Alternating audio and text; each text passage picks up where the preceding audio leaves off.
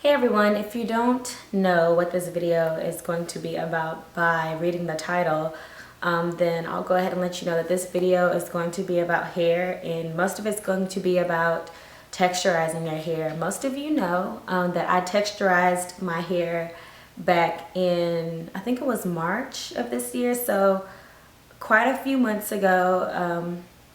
I decided to texturize my hair, and if you don't know what texturizing is, you can look it up, but it's kind of like relaxing your hair, but only leaving it in for a shorter amount of time so that your hair is not bone straight. You can achieve different results. So I have learned quite a lot about my hair since then, and I wanted to make a video kind of informing other people out there that are thinking about texturizing their hair. My experience with it. And if you see me looking down, it's because I'm looking at my phone, because I made notes about this process so I could be able to inform you as well as possible. Just go ahead and get right into it. So I like to start with the good first. So let's talk about the good about texturizing your hair. And all the things that I'm going to say in this video are just my personal opinions and things that I've dealt with texturizing my hair.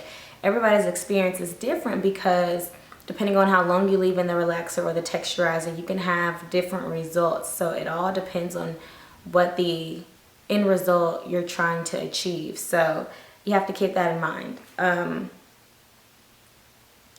So the good that I experienced is that my hair seemed to be more porous after texturizing my hair. And if you don't know what that means, porous is just that my hair was able to soak in more water and moisture, and so I had a lot more moisture retention after texturizing my hair than I did with natural hair.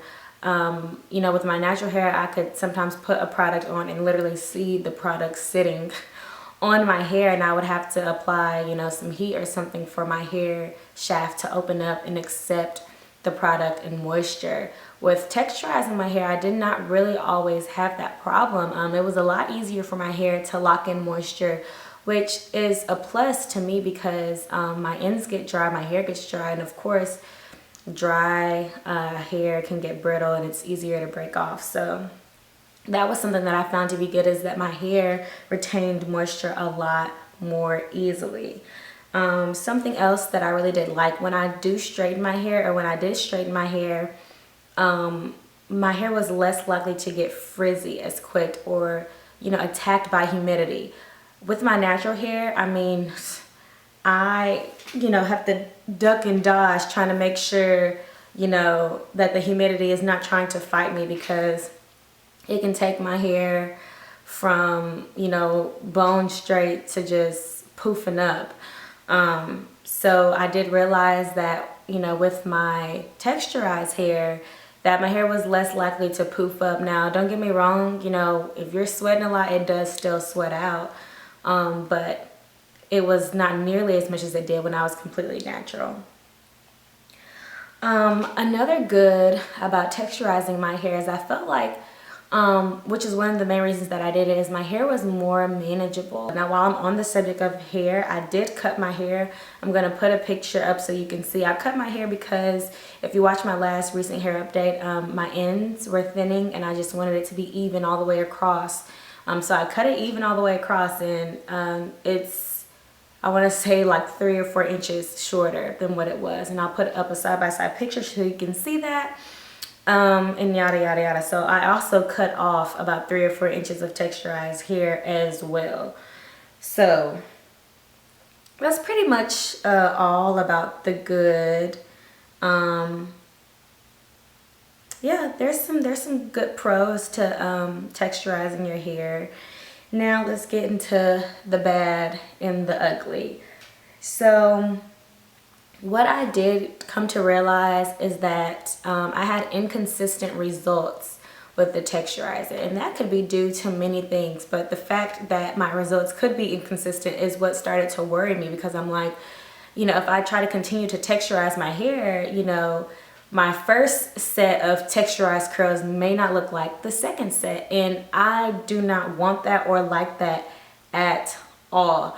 Even looking at my hair now, there's some curls that are just completely different from other curls, And I don't like that. I liked when my curl pattern was more consistent. So that was something that stuck out to me.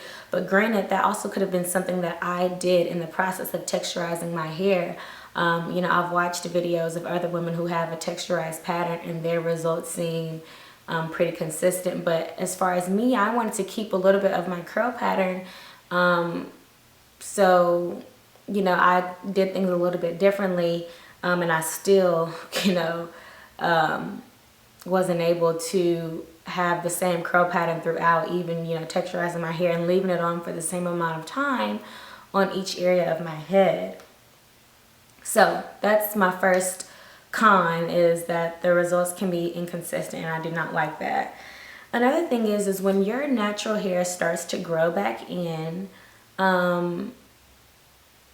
that point where your natural hair is and where the texturized hair is, that point is very weak.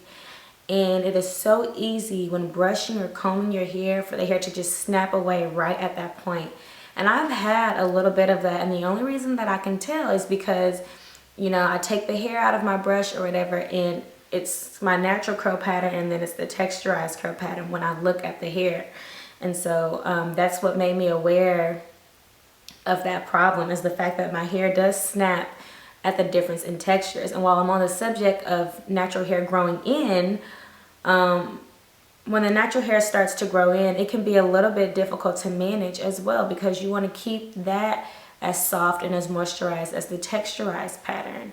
So that can be a problem as well, is, you know, trying to get your hair to cooperate until you decide to texturize it again.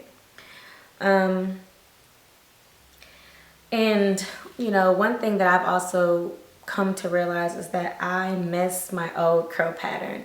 When I was relaxing my hair, things were a little bit different, just because I'd never seen, you know, my hair natural. I'd never got to experience that. Now that I've gotten a taste of that and I know what it's like, it's easy for me to miss that. And I do miss my old curl pattern just because, you know, my new curl pattern is inconsistent. So it is easy to miss my old curl pattern. As tight and coily as they were, I loved those things. And last but not least, of course, your hair ends up being a little bit weaker as well, because you've chemically altered it, you know, in some form or fashion, and it's not going to be as strong as it was prior to you putting any chemicals in it at all. But that's pretty much it. I just wanted to share with y'all my experience with texturizing my hair.